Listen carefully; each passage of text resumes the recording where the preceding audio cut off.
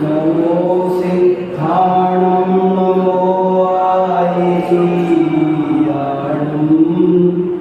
नमो वज्रायणं नमो लोके सर्वसाकुणम्।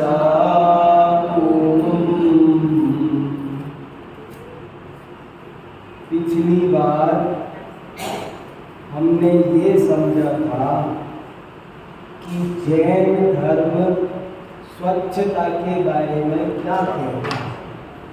जैन धर्म सफाई पसंद धर्म है। कोई ये ना समझे कि जैन धर्म गंदा रहने को कहता है, क्योंकि बात समझने की है, बहुत इम्पोर्टेंट। जैन धर्म अल्पारंभ परिग्रह को महत्व देता है, अहिंसा को महत्व देता है, पानी कम फैलाओ आदि बातें कहता है, जिसका कितने ही लोग ऐसा गलत मीनिंग निकाल सकते हैं कि जैन धर्म को गंदा है, से जैन धर्म तप करने को कहता है और गंदे रहने को नहीं कहता है। दोनों बातों में बहुत ज़्यादा फर्क है। साफ रहना ये बहुत अच्छी बात है। जैन धर्म जैसी साफ सफाई जैन घरों में देख लो, जैन मंदिरों में देख लो, तो जैन धर्म सफाई के मामले में भी। अब देखो, जैन धर्म के बड़े बड़े सिद्धांतों की चर्चा तो अपन रोज करते हैं। जैन धर्म में जो आत्मा से परमात्मा बनने का मार्ग बताया, जो अनेकांश, जैसे बहुत से लोग हर चीज को दूसरे पे डाल देते हैं। जैसे श्रावकों की बात बताएंगे जिनवाणी, हाँ ये तो श्रावकों की बात, मुनि की बताते तो मुनि हो गया, फिर हमारी क्या है। चार गति के जीवों के दुख बताते हैं, हाँ ये तो तिर्यंचों के हैं, हाँ ये तो नारकियों के हैं, ये तो मनुष्यों के हैं, ये तो देवों के हैं, और तू क्या है।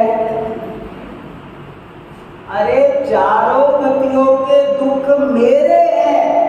नरक गति के दुख भी दूसरे के नहीं है, मेरे ही। मैंने नरक गति में क्या क्या दुख भोगे थे वो बताया जा रहा है।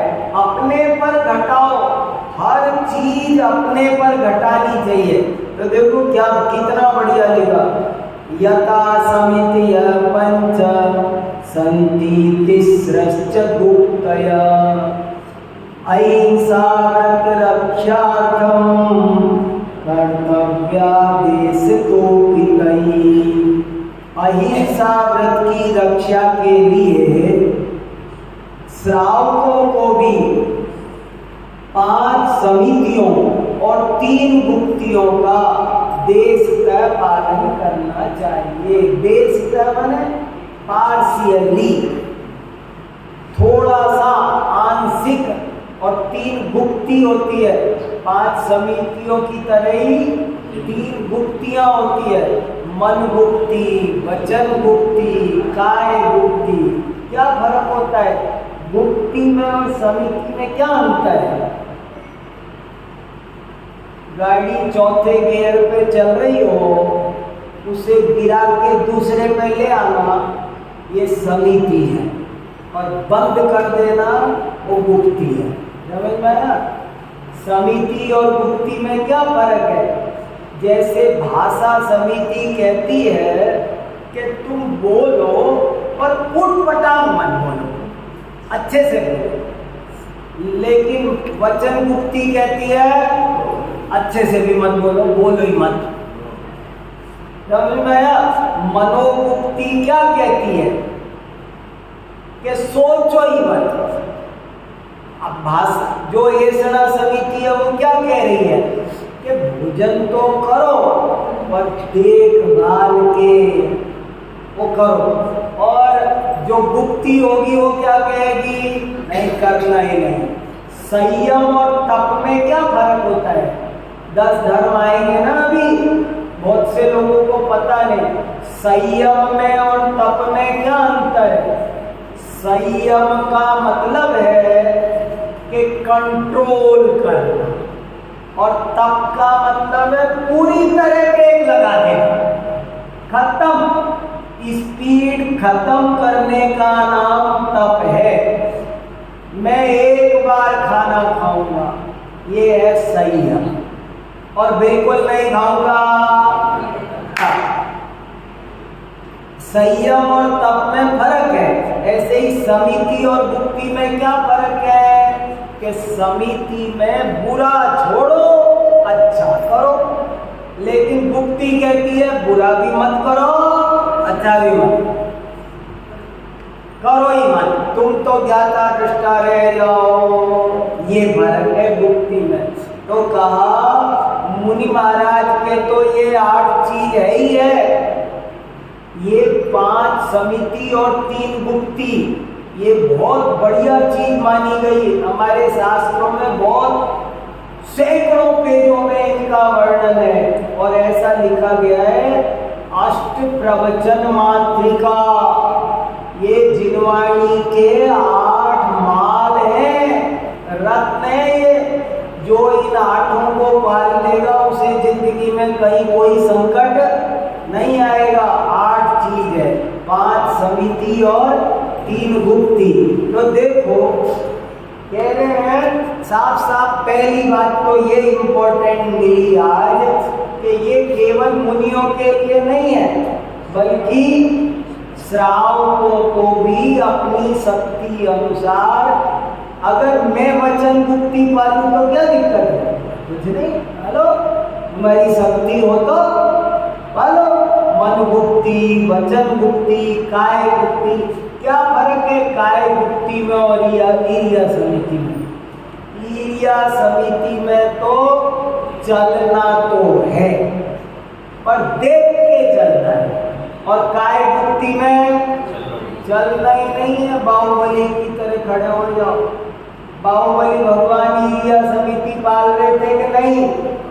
उनके भाषा समिति ठीक नहीं, एसना समिति ठीक नहीं, बाहुबली भगवान के ईर्या समिति थी, चलेगी। दीक्षा जी खड़े हो गए, भाषा समिति थी, बोले ही नहीं। एसना समिति एक भी दिन बिहार को नहीं गए। आदान निक्षेपण समिति कुछ उठाया धरा नहीं, और व्युत्सर्ग समिति, 5 समितियां नहीं। तो बड़े उच्च कोटि के मुनि महाराज गुप्तियां पाल ली ना। 28 मूल गुण में 3 गुप्तियां नहीं है, 28 मूल गुण में 5 समिति है, पर 3 गुप्ती नहीं है। क्यों? कि गुप्ती हुए बिना तो मुनि महाराज हो सकते हो, लेकिन समिति हुए बिना मुनि महाराज नहीं हो सकते। मुनि महाराज के समिति होना जरूरी है, और गुप्ती होना वो कंपलसरी नहीं है, वो ऑप्शनल है, एसेंशियल। पाले तो बहुत बढ़िया, न पाले कोई बात नहीं। तो कहने का तात्पर्य ये है कि जिस प्रकार व्रत मुनि और श्रावक दोनों के होते हैं, उसी प्रकार समिति भी मुनि और श्रावक दोनों के ही अनिवार्य रूप से होती है। अब अंतर मात्र इतना होता है कि जिस प्रकार मुनियों के व्रत महाव्रत होते हैं और श्रावकों के अणुव्रत, उसी प्रकार मुनियों की समिति महासमिति होती है और श्रावकों की समिति अणुसमिति। महासमिति करते रहते हैं ना, महासमिति क्या होती है पता नहीं लोगों को। मुनिराजों की समिति महासमिति और श्रावक पाले तो अणुसमिति। व्रत में भी तो महाव्रत अणुव्रत है ना। अब देखो बहुत बढ़िया बात आ रही, विषय बहुत विस्तृत एवं गंभीर है, परंतु हम यहाँ मात्र श्रावकों के संदर्भ में इन 5 समितियों का स्वरूप कैसा होगा इस विषय विषय पर कुछ विचार करना चाहते हैं, वह भी आधुनिक संदर्भों में। 5 समितियों का अर्थ आधुनिक संदर्भों में श्रावकों के प्रसंग में कुछ इस प्रकार समझा जा सकता है। जैसे ईर्या समिति हमसे कहती है, हमसे माने श्रावकों से क्या कहती है? देखो, अब हमारी ईर्या समिति कैसे होगी? अपन मुनिराजों की ईर्या समिति तो छोड़ो, अभी अपन को अपनी ईर्या समिति कैसे पालना, उस पर थोड़ा ध्यान दो, तो आपको पता चलेगा कि जैन धर्म में स्वच्छता की बातें कितनी इम्पोर्टेंट है। जैन धर्म बड़े करीने से जीना सिखाता है। बिखरा बिखरा घर नहीं होता जैनों का, बहुत साफ सुथरा सुव्यवस्थित। तो क्या कहते हैं, हमको क्या क्या करना चाहिए? आज के संदर्भों में सोचो, कोई बच्चा मोबाइल पे बात करते हुए रोड क्रॉस करे तो ये अगर ईर्या समिति पालता होता तो ये घटना कितने लोग मरते। हर साल हजारों लोग गलत ढंग से रोड क्रॉस करने के कारण पटरी क्रॉस करते हैं, रेलवे क्रॉस करते हैं, मर जाते हैं। ये ईर्या समिति पालो।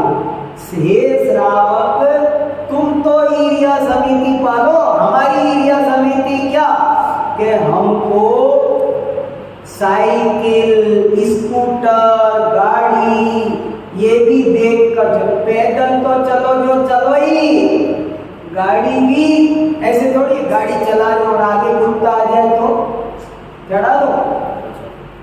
क्या हो रहा है? उसको भी देख करके चलाओ। रॉन्ग साइड चलाते कई दफे, थोड़ी सी लापरवाही के कारण हम गाड़ी को रॉन्ग साइड चलाते। अभी आया था एक दिन अखबार में कि रॉन्ग साइड चलने के कारण हर साल 5-7 हजार लोग मरते हैं, रॉन्ग साइड चलने। तो कभी रॉन्ग साइड नहीं चलना चाहिए। देखो तो सही, अपन लापरवाही कर जाते हैं। मैं आज आपको ये बताना चाह रहा हूँ कि ये समितियां मुनि महाराज को ही नहीं पालनी है। हम मुनि महाराजों के भक्त है ना, हमें भी तो कल मुनि महाराज बनना है ना। तो अपन तब आज से प्रैक्टिस करो ना, और अपने हिसाब से कर लो। देखो, यातायात के नियमों का पालन करना चाहिए। अब देखो, रेड लाइट जंप करना, रेड लाइट जंप करना क्या है? ये ईर्या समिति नहीं पालना। रेड लाइट हुई है तो रुको, ये सब हमारी ईर्या समिति है। मुनि महाराज भी अलग है, लेकिन हमारी मन में कितनी बातें हैं। गलत दिशा में मत चलो। रोड क्रॉस करना हो तो जेब्रा क्रॉसिंग से ही करो, पारगामी पुल से, फुटओवर ब्रिज से ही उतरो। रेलिंग कूद कर, फांद कर, पटरी पर से, रेलवे की पर से मत निकलो। रेलवे फाटक बंद है फिर भी निकल रहे, बंद है फिर स्कूटर निकाल ले जाते, जबरदस्ती ले जाते हैं, और कितने लोग मरते हैं। देखो, जैन धर्म बहुत व्यावहारिक है। आप जियो तो बहुत लाइफ अच्छी हो, देश का बहुत विकास भला हो। रेलगाड़ी में ऊपर छत पे बैठकर यात्रा करते, देखो छठ आएगी, देखना कितने राशि कहीं भी जा चढ़े। अरे भैया, ऐसे नहीं सफर करते हैं।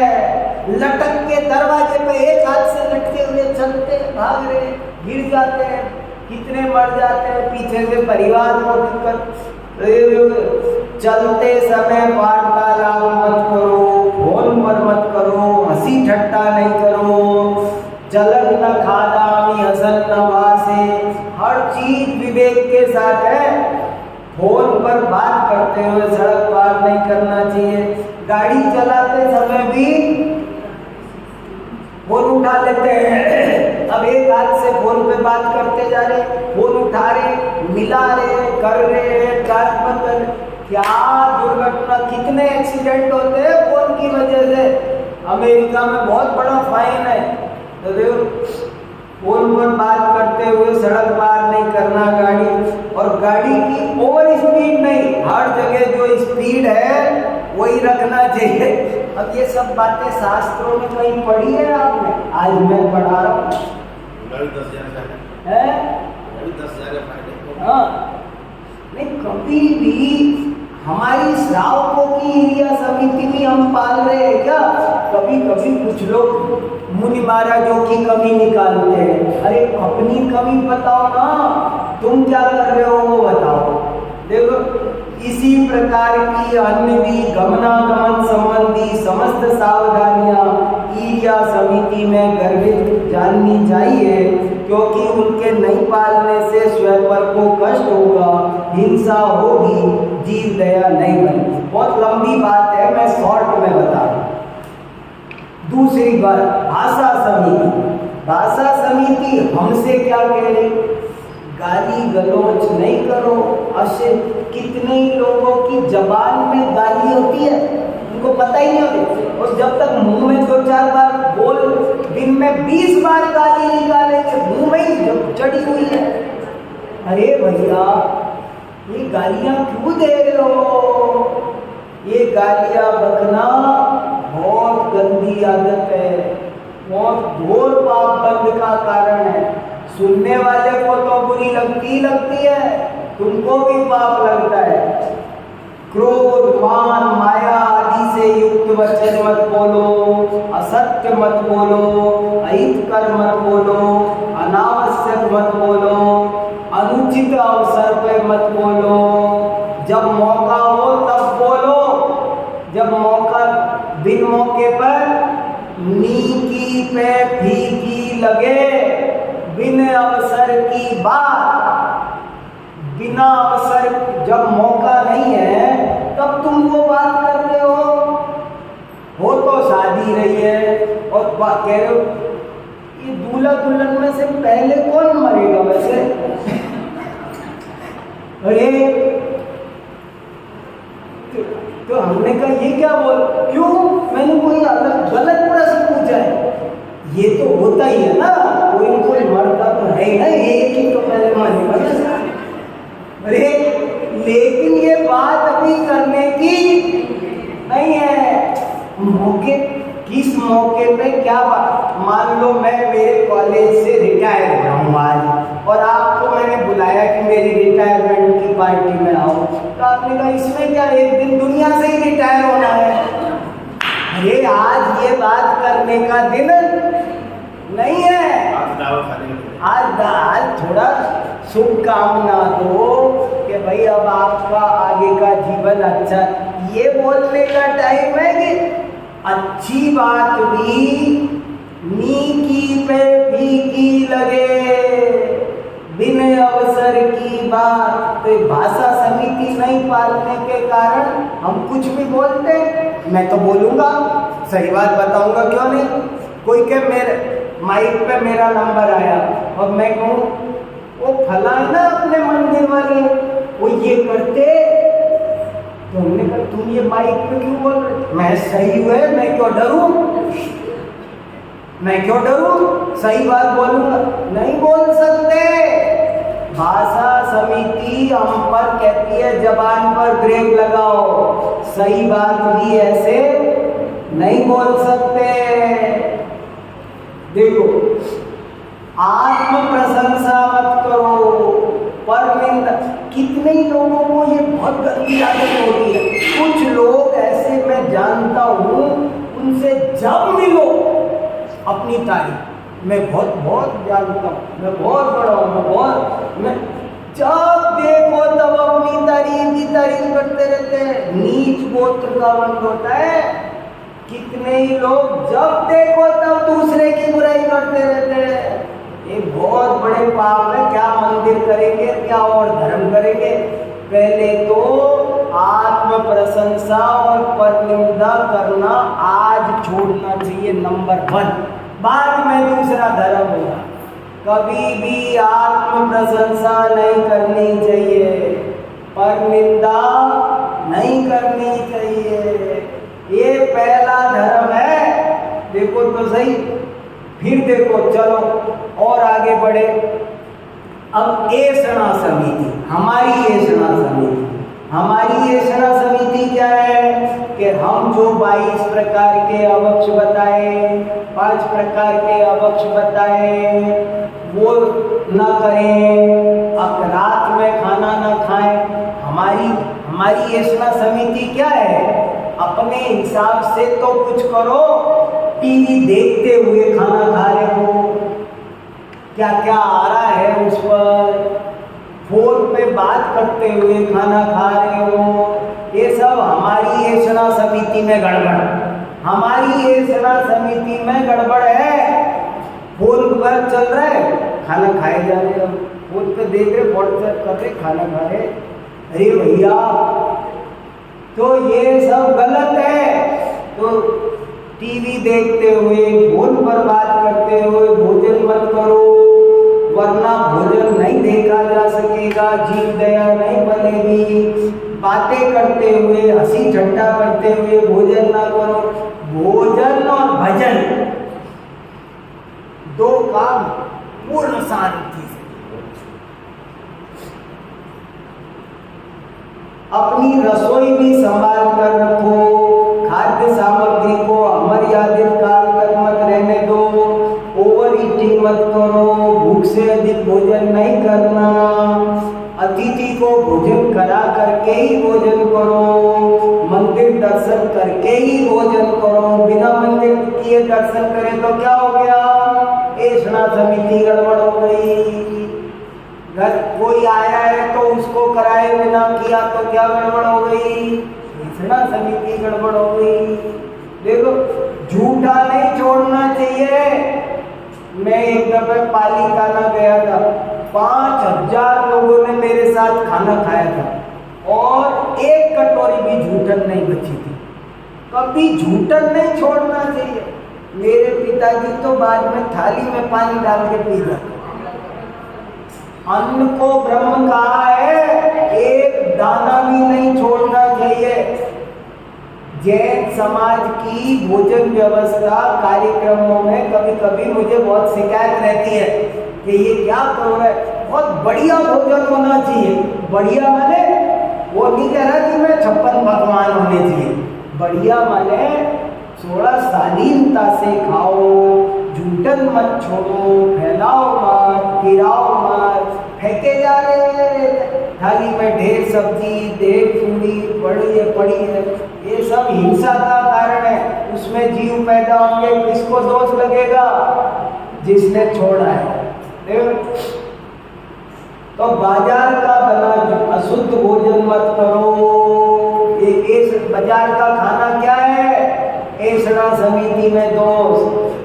रसोई में दाल, सब्जी, मिठाई, रस, कुछ भी खाद्य सामग्री फैलाओ मत, चींटियां हो जाती है, हिंसा होती है। लोग कितनी अब आप समझ सकते हो जैन धर्म कितना सफाई पसंद है।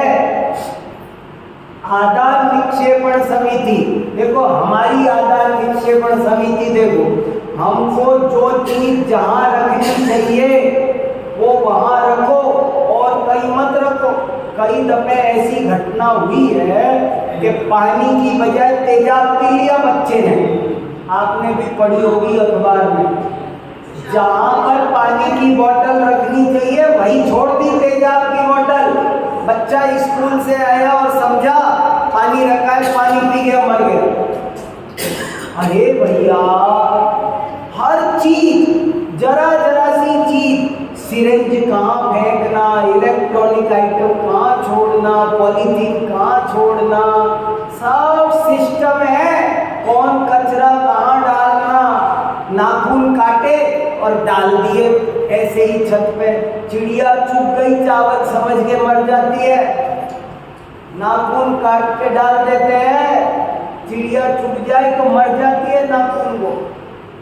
केस, ये बाल पेट में चला जाए तो मर जाता है आदमी। बाल के पेट में जाने से जलोदर हो जाता है, मर जाता है।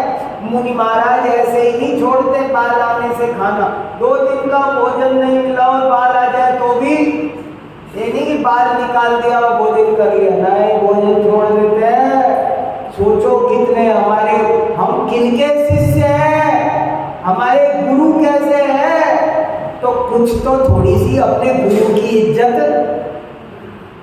है कि नहीं। हमारे गुरु जी कैसे हैं, उन गुरु के कदमों पर थोड़ा तो चलो, ज्यादा ना सही तो थोड़ा तो चलो। तो देखो, झूठे बर्तन अलग रखो, शुद्ध बर्तन अलग रखो, आपस में मिलना नहीं चाहिए, टच नहीं होना चाहिए। उसका उसमें मिल जाए तो क्या करते हैं, झूठी थाली में साफ थाली रख दी, साफ कटोरी रख दी, तो अब वो साफ कटोरी भी झूठी हो गई, अब वो साफ नहीं है। सब कैसी कैसी बातें हैं देखो, जूते, चप्पल, मोजे, पॉलीथीन बैग, कहाँ मोजे रखना, क्या करना, आए उठाए धार। अरे बच्चों को भी संस्कार सिखाओ, क्या करना है। अपनी गाड़ी को रॉन्ग साइड जगह पे पार्क कर दिया, गलत जगह गाड़ी पार्क करना क्या है, आदान निक्षेपण समिति नहीं जानते हो, क्रेन उठा के ले जाएगी, 600 रुपए तो उठाने के देने पड़ेंगे, अब बाकी जो और लगेगा वो देने पड़ेंगे। सूखे गीले प्रेस किए कपड़े अपनी जगह रखो, फल सब्जी मिठाई तेल ज्वेलरी रुपए सब चीजें, किताब पे ही तुमने गुलाब जामुन की कटोरी रख दी। अरे भैया, कहाँ के चाय का कप रखना, हर चीज सिस्टेमेटिक लाइफ होनी चाहिए। और प्रतिष्ठापना या व्युत्सर्ग समिति हमसे क्या कहती है, देखो, पिन, आलपिन, सुई, कांच, ब्लेड, चाकू, कैंची, कील, चश्मा, पेन, पेंसिल, दवाई, हर चीज का सिस्टम है, कुछ भी नहीं कर सकते। और सब मैं आपको अपने मन से नहीं सुना रहा, शास्त्र में लिखा है। और प्रतिष्ठापन समिति भी हमसे यही कहती है, कहीं पर भी छींको मत, छिनको मत, पान थूक दिया, सारे जीना खराब कर देते हैं, नाक छिनक देते हैं। ये सब कोरोना में बताया था ना।